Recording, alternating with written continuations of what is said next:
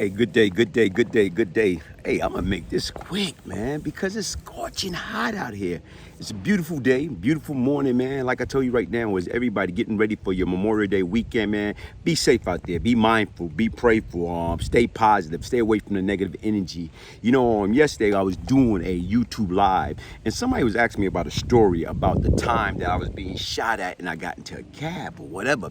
And, you know, I couldn't quite remember what the heck they was talking about or whatever, because don't get me wrong, there's a lot of things that I've been through in my life. You know what I'm saying? I've been through the good, I've been through the bad, I've been through the ugly. So this individual telling me about something that I supposed to have spoke about, but I didn't have a clue of what he was talking about. And then, like, you know, the more and more you thinking about it, me getting in the cab and somebody shooting at me, and I'm trying to go back in time. And then I thought about it. On that time was during March of 86, March of 1986. I had just got back from visiting a buddy of mine at the time in Auburn Correctional Facility. He was serving 25 to life. So I just got back, you know, at 59th Street in Columbus Circle. So I left 59th Street in Columbus Circle, and right now I took a cab and went around this location where my people was at, and that was over there like St. Mark and Notion Avenue. So as I'm over there, you know, all that time I kept getting a page, and right now it was my guy Amari, and right now he was with me on this body that, you know, I did.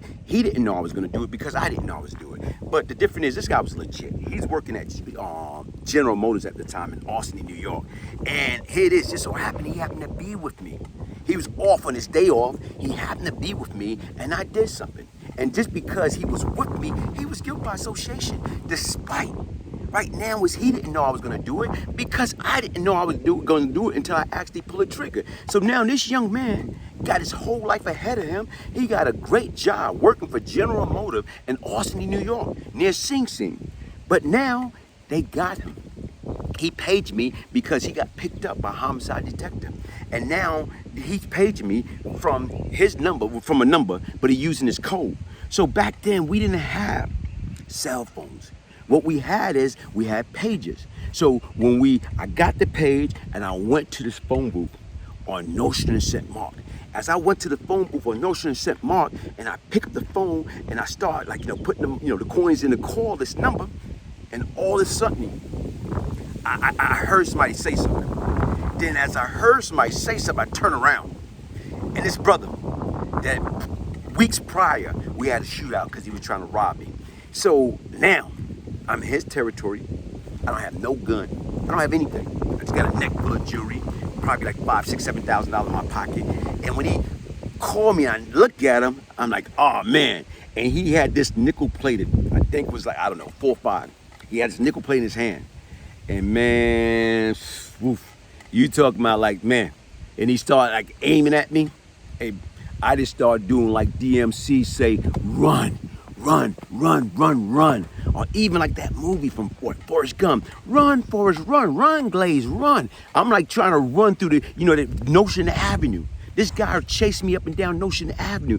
And normally, anybody know anything about Brooklyn, especially Notion Avenue, they are always flooded with NYPD finest.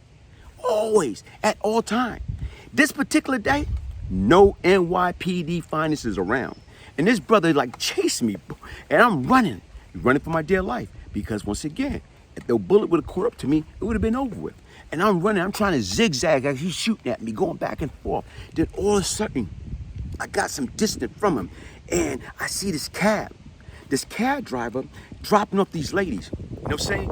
Okay, look like some beautiful young ladies. And as they drop them off, I go to the cab and I say, look, man, here, I got a wad. I probably got like $5,000 to $7,000 on me. I'm trying to give him the wad. Yo, here, take this cash. Take me anywhere. This dude looked at me. His door's still open, the back passenger door still open, and he took off. Boom. You know what I'm saying? Crashing, like hitting, you know, taking his door, hitting another car as he got away from me. And you know what? The Dushan's still on me. I kept going, kept going, kept going. And folks, I wound up being exhausted, but I got away. My life was spared.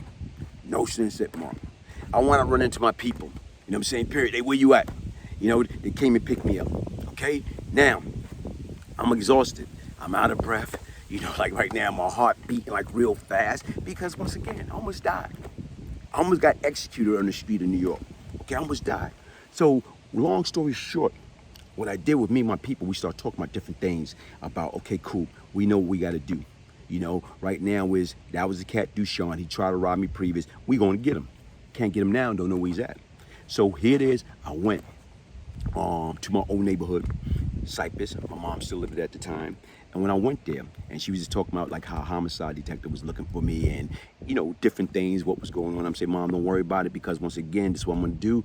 I'm going to, first thing Monday morning, I'm going down to my lawyer office and we're going to turn myself in and see what they got. Okay, no problem. Now, I left 1266 South Avenue and went towards the 18th side. And I ran into my man, Big Eye Reef. So right now, I'm saying, where L at, man? So right now, where it's like, you know, back then, man, they could have been anywhere, because basically they had that whole four buildings in that section. That was their building. So he could have been in any one of those 49 apartments in each and every one of those buildings. But right now, he gave me a Pacific apartment that the brother was in. I said, okay, cool, let me go check it out. I went to one place, he wasn't there. I went to another place, he wasn't there. I said, man, listen, I give up. Tell him I said I need to talk to him, get with me tomorrow. So now, as I'm leaving out, you know, I like, yo, man, that car over there, what's that car? You know, right there was on Fountain and, hold up, it was on Fountain Avenue, Fountain and Sutter. So it was there. I said, who knows, man? It's probably a customer waiting to cop. Who knows? I don't know. So right now, as I left opposed me going to the Fountain, out that exit of Fountain, southern side where that car was sitting at, I went the opposite way. As I went the opposite way, and I came in between those two buildings, like, you know, going across the street, you know what I'm saying? As I'm leaving Cypress, and I made a left around that building, and I'm still on the sidewalk. That same car, left, Sutter, you know what I'm saying, and Fountain, and as they made a right onto Sutter Avenue, okay? So as I'm coming around there, we kind of like meeting up, and I didn't know it. All of a sudden, window go down. All of a sudden, guns come out. Pop, pop, pop, pop, pop, pop, pop, pop. These cats shooting at me. I hit the floor. Poof. Okay? Mind you, I'm not strapped. So now, sit back and think about it. I just got shot at twice by two different people, two different groups. One in Bedford-Stuyvesant, or the Crown Heights section, whatever you want to call it. Then at Cypress. And these guys that was trying to execute me this time was crazy. You know what I'm saying? It was crazy in them. Mind you, crazy robbed my spot. And not only that, he didn't just rob my spot. He also was shooting at me with my own gun. How crazy is that, folks? Sit back and look at it, man. You know what? Like, look in the type of life that we was involved in.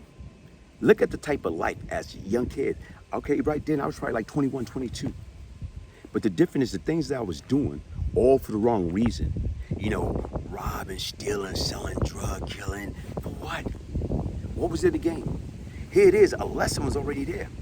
I just got back from Auburn Correctional Facility, from seeing a buddy of mine that was serving a 25 to life sentence. Sit back, it happened in 81, so this is 86. He was only 5 years in to that bid. And yet and still you think, damn, do I want to be like him? Do I want to be sitting in a jail cell, you know, for the next 25 years? The guy wound up getting out 30-something years later. But let's sit back and think about it. We all have choices to make. We all have decisions to make. And the difference is we have to learn how to make the right decision. Because if we don't make the right decision, what's going to happen? We're setting ourselves up to fail, folks. And we got to stop setting our own self up to fail. We got to stop making that multi-billion-dollar prison system their permanent address. Like I told you, you know, thank you for that comment, you know, on my live yesterday. I appreciate that. And like right now, the story that I'm talking about is because something that you brought up. Listen, folks, get your signed copy. Get your signed copy. Everything's right here. Get your signed copy of the Beyond Lucky book, the Brian Glaze Gibbs story, by emailing me, Brian, BRIAN, Gibbs, GIBBS, 1201 at yahoo.com. Also, subscribe. It's free to subscribe, folks. Right now, I'm nearing 40,000 subscribers. Hey, listen, I got a lot of different content coming. I got a piece coming for this Memorial Day weekend. Beware, man. Beware. Like I said right now, thank y'all for the love. Thank you for the support. And always remember, man, crime doesn't pay. If I can change, anybody can change. But keep in mind, folks, change come from where? Change come from within, and change come from pain. Sometimes what you got to ask yourself, no pain, no gain. One love.